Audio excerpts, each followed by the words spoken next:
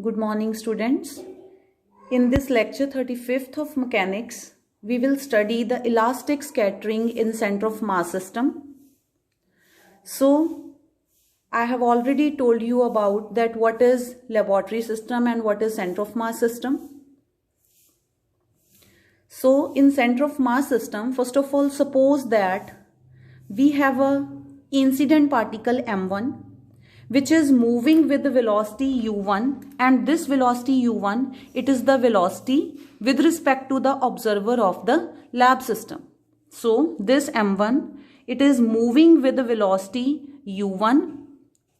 u1 is the velocity with respect to the observer in the lab system, as we have already studied it in our previous lecture. Similarly, if there is collision, so there will be incident particle and there will be target particle. So consider a target particle of mass m2, and in lab frame the mass m2, it is always at rest. So this target particle of mass m2, it is at rest with respect to the observer which is in the lab system.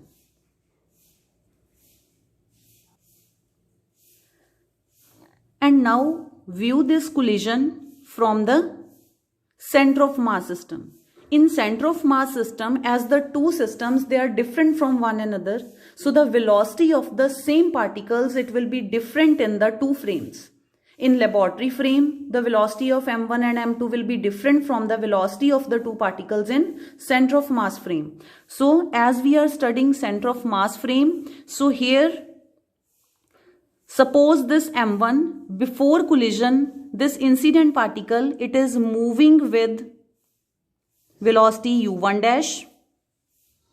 Similarly, this target particle having mass m2 in center of mass system, it is moving with velocity u2 dash before collision. And why in center of mass frame the two particles, they are moving in opposite direction to each other? You will come to know about it later in this article. And this center of mass, it is also moving in this frame. And this center of mass, suppose it moves with the velocity capital V along the direction of the positive x-axis. So this is the scenario of the system of two particles in case of center of mass system. So figure A represents the system of two particles in center of mass system before collision, and then comes figure B. Figure B represents the system of two particles in center of mass system after collision. Even after collision, the two particles, they move in the opposite direction to each other, and the collision takes place at the center of the mass. The two particles, they are approaching the center of mass, and at center of mass, the two particles, they collide with one another and move in opposite direction. And this particle m1, it will move in this direction, suppose. Then the particle, this particle m2, it will move in this direction. So this is particle m1 and this is particle m2. And now after collision, suppose v1 dash be the velocity of the particle in center of mass frame after collision.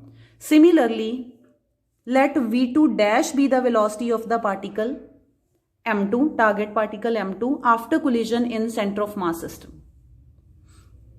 And what will be the velocities in lab frame after collision? In lab frame after collision, the velocity of incident particle is v1 and the velocity of target particle is v2. And the collision takes place, it takes place here at the origin of the lab frame. And in that incident particle after collision, it moves in this direction and its velocity is v1. And the target particle, which is at rest initially before the collision, it is moving in this direction after collision, having velocity v2. And this incident particle after collision, it makes an angle alpha with x-axis, and this target particle after collision, it makes an angle beta with x-axis. And in this case, after the collision angle, suppose angle is theta in case of center of mass frame.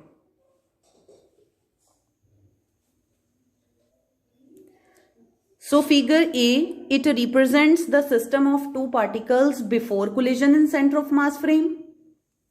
Figure B represents the system of two particles after collision in center of mass frame. And figure C represents the whole scenario.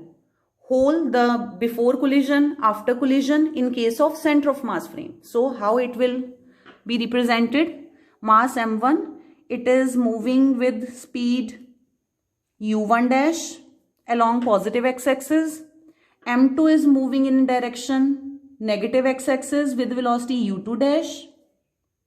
And at the center of mass, the two particles, they collide with one another and scattered in opposite directions. This particle m1, it will scatter in this direction and its velocity will change to v1 dash after collision. And the particle m2, it will scatter in this direction with velocity v2 dash after collision.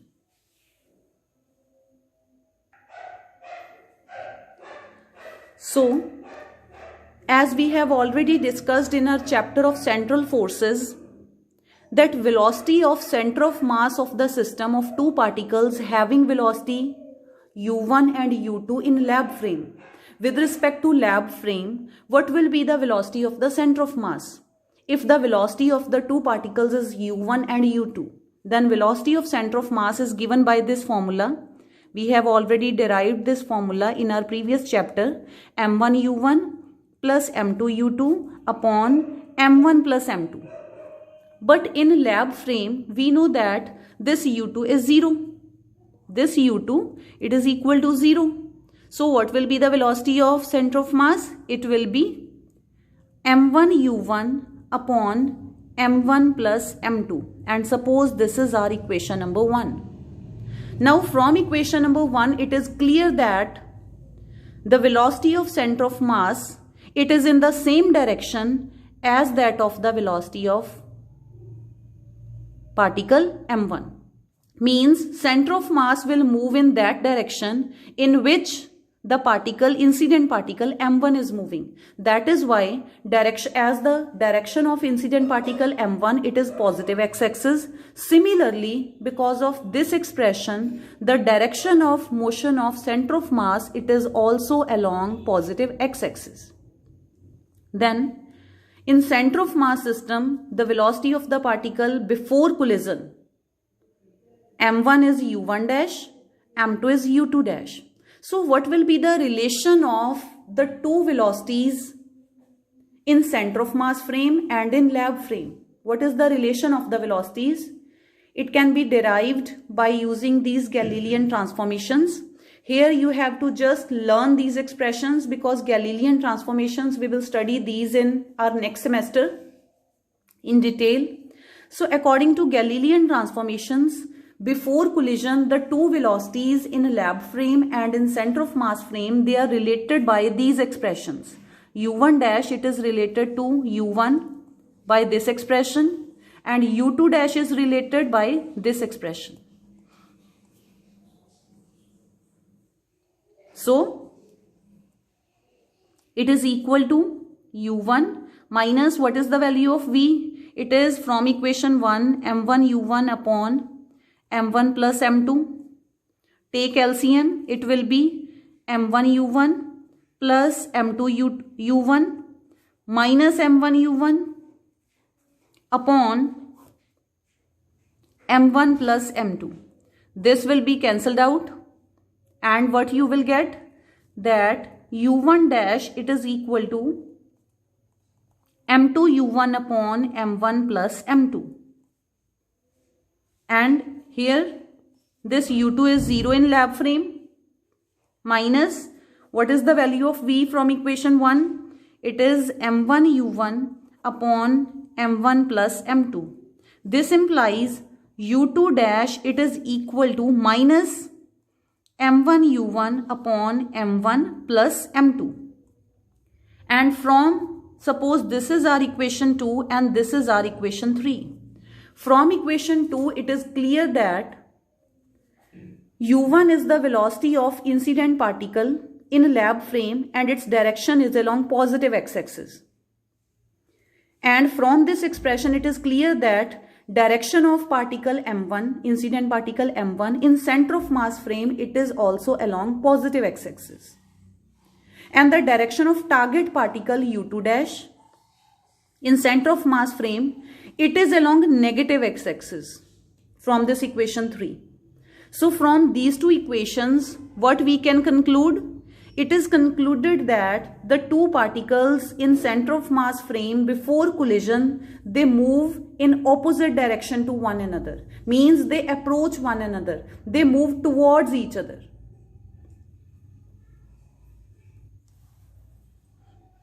This I have already told you that direction of incident particle and the direction of motion of center of mass is same. And the direction of target particle is opposite to that of these two before collision. Now we will find the relation of the velocities in lab frame and in center of mass frame after collision. So consider the velocities after collision. In lab frame, if we have any observer, then with respect to the observer in lab frame, what are the velocities after collision? v1 and v2. And similarly in center of mass frame, what will be the velocities after collision? Suppose these are v1 dash and v2 dash. So what will be the relation between v1 dash and v1 and v2 dash and v2?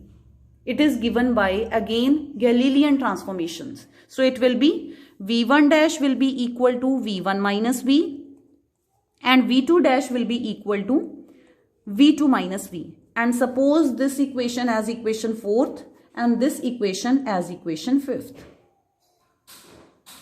Then, as it is the elastic collision, we are considering elastic scattering in center of mass frame, and we know that in case of elastic scattering, both linear momentum and kinetic energy of the particles remains conserved. Means before collision and after collision, linear momentum doesn't change and kinetic energy doesn't change. So, first apply the law of conservation of linear momentum.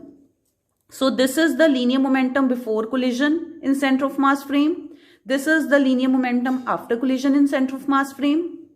So from equation 2nd and 3rd, put the values of u1 dash and u2 dash in this equation. And what you will get? Put the value of u1 dash here. u1 dash is from equation 2. It is m2 u1 upon m1 plus m2, and u2 dash is minus m1 u1 upon m1 plus m2. So we have this term and this term, both the terms are same but opposite in sign. So they will cancel one another. And we have 0 on left hand side. It is equal to, so we have this expression. 0 is equal to m1 v1 dash plus m2 v2 dash. So find the relation of v2 dash with v1 dash. It will be, move this term to this side, it will become negative. So what is v2 dash? v2 dash is equal to minus m1 by m2 into v1 dash. And from this equation, suppose this is equation 6th, what we can conclude? This is equation 6th and suppose this is equation 7th. From this equation 6th, it is concluded that even after collision in center of mass frame, because of this negative sign indicates that even after collision, the two particles, they continue to move in the opposite direction. So that is why in figure B, you can see that the two particles, they continue to move in opposite direction even after collision. So now from this equation 7th, m1 v1 dash plus m2 v2 dash, it is the linear momentum after collision, it is 0. If linear momentum after collision is 0, therefore linear momentum from equation 7th, if linear momentum after collision is 0, therefore linear momentum before collision, that is m1 u1 dash plus m2 u2 dash, it will also be equal to 0. This is equation 8. And from equation 8, find the expression of u2 dash. It will be minus m1 by m2 into u1 dash. And suppose this as equation 9th. It is clear that u2 dash and u1 dash, they will move in opposite direction even before collision. So we have applied the law of conservation of linear momentum. And this law, it has told us about the direction of movement of particles before collision and after collision in case of center of mass system. Now apply the law of conservation of kinetic energy. According to the law of conservation of kinetic energy, we have half m1 u1 dash square plus half m2 u2 dash square. It is the kinetic energy before collision. And this one is the kinetic energy after collision in center of mass frame. Now put the values of u2 dash in terms of u1 dash and v2 dash in terms of v1 dash, which we have derived on the previous page. So this half, it will be cancelled on both sides. m1 u1 dash square plus m2. What is the value of u2 dash in terms of u1 dash? It is m1 minus m1 by m2 u1 dash square. It is equal to m1 v1 dash square plus m2. What is the value of v2 dash? It is minus m1 by m2 v1 dash square. Solve this. m1 u1 dash square plus 1 of the m2, it will be cancelled out and you will have m1 square by m2 u1 dash square. It is equal to m1 v1 dash square plus 1 of m2 will be cancelled out and you will have m1 square v1 dash square by m2.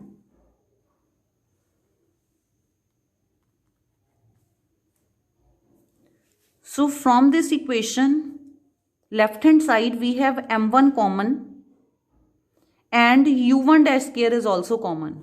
And inside the bracket we have 1 plus m1 by m2. And on right hand side we have m1 v1 dash square common and inside the bracket we have 1 plus m1 by m2. So m1 is cancelled out on both sides. This is cancelled out on both sides.